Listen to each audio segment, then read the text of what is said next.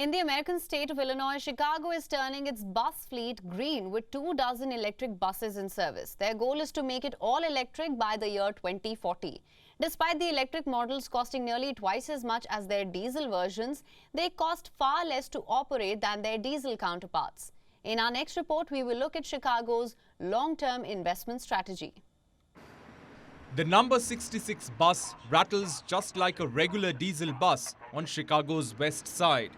But no one seems to notice the high-pitched whine of an electric motor that makes it go. That's just what the Chicago Transit Authority wants.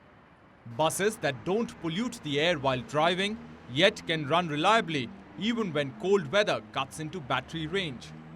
But to make electric buses work, the CTA has had to go to great lengths and expense. Each electric bus costs about $1.1 million, about $500,000 more than a diesel model. But after the capital outlay for the buses and charging stations, it costs far less to operate the electric buses. The CTA has calculated the fare to be $2.01 per mile to run the 40-foot-long electric buses. For a diesel bus, it's $3.08 and $2.63 per mile for a diesel-electric hybrid. The authority has also had to build fast charging sites on both ends of the route to keep the buses going. Number 66 is the first of many routes to be converted to battery power, as the CTA moves to achieve an all-electric future by 2040. I think the benefit for the Chicago Transit Authority is to just provide cleaner service, to provide for our clients, again, as we continue to move into zero emissions, to where it's just less of a strain on the economy, and to move to where we're just a cleaner air and cleaner environment overall. From risking the bus getting stranded on the road, batteries are constantly monitored to ensure that they don't get depleted. If they get below 50% charge, they are supposed to top them up at a charging point. The CTA started experimenting with electric buses in 2014, but the transition is now acted on. Other transit systems are also going through the same process to help cut pollution and fight climate change. But the US is lagging behind some of the other parts of the world when it comes to the rollout of electric buses, with China currently leading the race.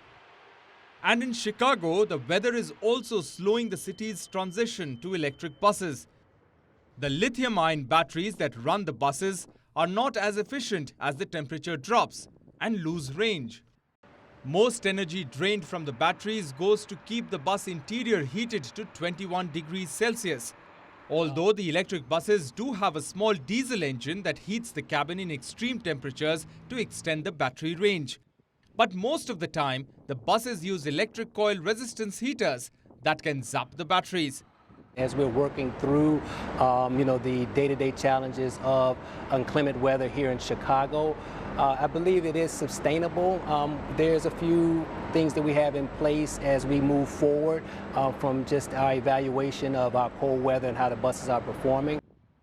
Despite the cold weather creating a small hurdle for Chicago's transition to greener future, the process has begun, and the wheels are on track to achieve that, with many of the components necessary to create a lasting structural and equitable improvements to the city's transit infrastructure. Bureau Report, WION World is One. WION is now available in your country. Download the app now. Get all the news on the move.